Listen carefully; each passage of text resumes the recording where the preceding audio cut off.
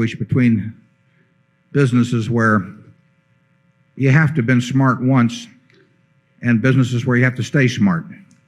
And I mean, retailing is a good case of a business where you have to stay smart. You are under attack all the time.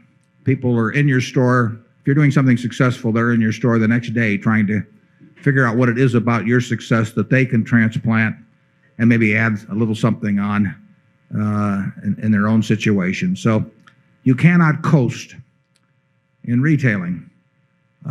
There are other businesses where you only have to be smart once, at least for a very long time.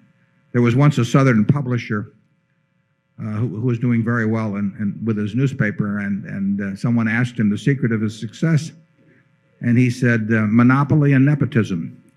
And I mean, he wasn't so dumb. I mean, he didn't have any illusions about himself. And if you had a big network of television affiliate station 30 years ago, there's still a major difference between good management and bad management. I mean, a major difference.